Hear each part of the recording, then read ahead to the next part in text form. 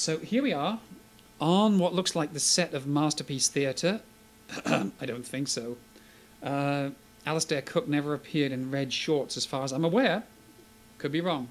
My name is Tim Brookes. I am the author of a book called Guitar: An American Life. Hang on a second. Guitar: An American Life, which came out in 2005. And this book was about two things.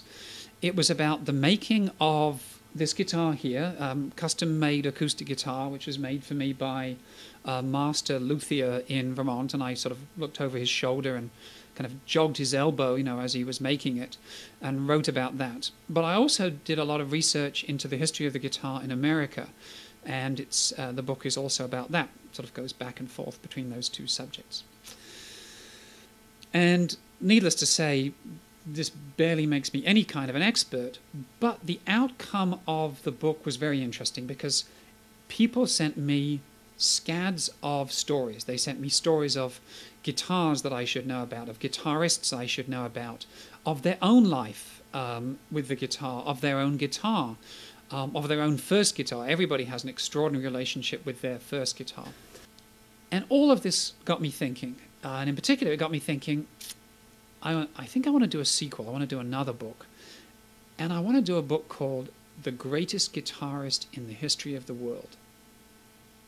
Now, this title is sort of a very strange anti-homage to what Rolling Stone did in 2003.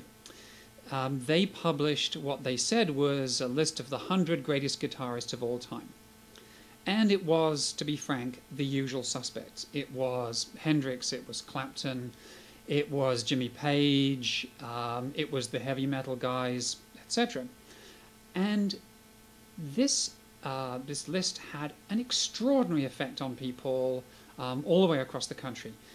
Websites, discussion boards were just filled with people saying, "What? How could you not mention Joe Pass? How could you not mention Tarrega or Saw, the great classical guitarists? How could you not mention Leo Kottke, John Fahey, the sort of the steel string fingerstyle people? Where are all the flamenco guitarists? There are probably 100 Brazilian guitarists who are better than every single one of the people on this list." So huge response. And of course there were the people who argued that in fact Joe Satriani should be above Steve Vai rather than vice versa, all that kind of thing. We love those people. Anyway, so I started thinking to myself, I wonder if this is a question that we could take seriously. I wonder if we could actually say, who is the greatest guitarist in the history of the world? And that raises some absolutely fascinating questions. For example, it raises the question of genre. Do we have to break it down? Do we have to say, well, this is the greatest bluegrass guitarist, and this is the greatest flamenco guitarist, this is the greatest shredder guitarist, this is the greatest jazz guitarist? Because each of those genres really makes different demands. I've been playing fingerstyle guitar now for 30 years, and I still have never done what a classical guitarist does from day one, which is to actually learn how to play scales. I can't even get my hand in the right position on the neck. So how do you work greatest in those terms? Secondly, if you're really going to talk about the history of the world, what about the guitarists who played before the history of recording? Or who played since recording began but were never recorded? How can you tell how good they were?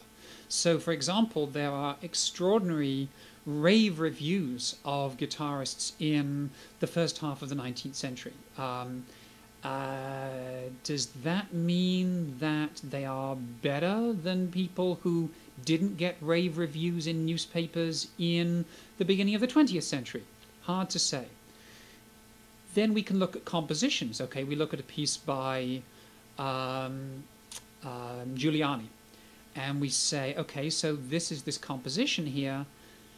does that mean that and this is an amazing composition, does that mean that this is the greatest guitarist or just the greatest composer?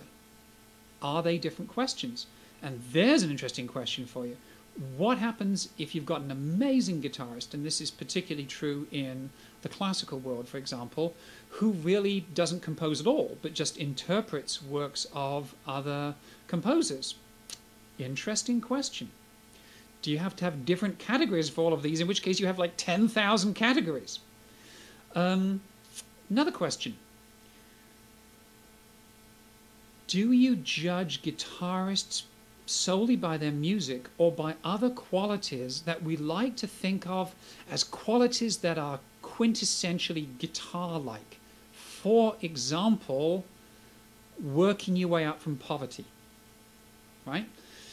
Are you really great if you were born, so to speak, with a silver guitar in your mouth? Oh, there's a strange image.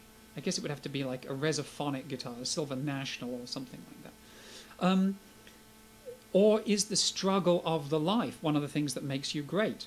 One of the things that everyone says about Django Reinhardt, and he did all that even though he was so badly burned, he's essentially playing with pretty much just 2 fingers. Does that mean that if he had done exactly the same thing with 4 fingers, he would not have been as great a guitarist? These are pretty interesting questions. Then there's the question of what happens.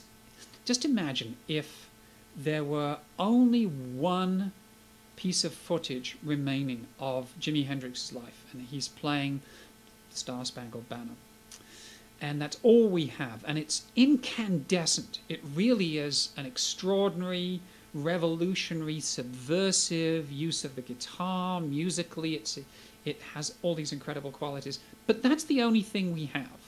And then next we have somebody who lived to a ripe old age and did, 78 recordings, 150 recordings.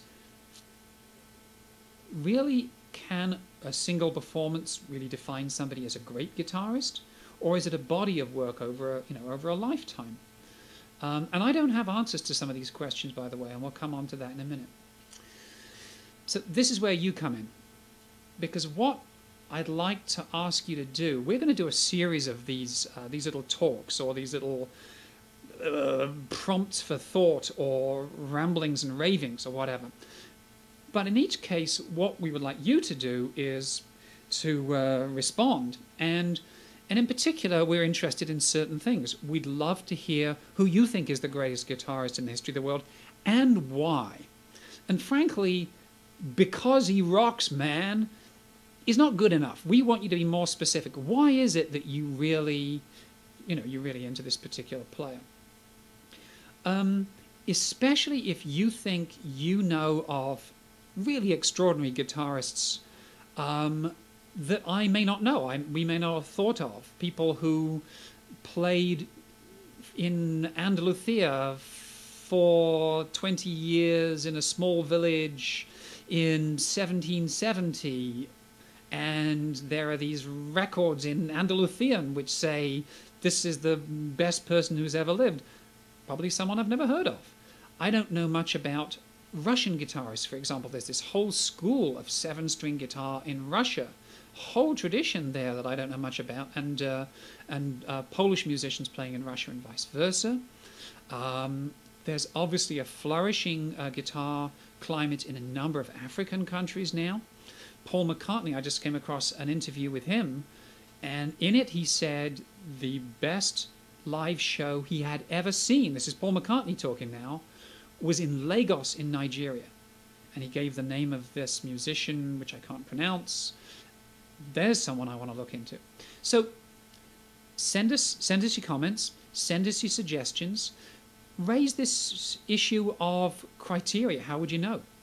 And let us know what you have to say.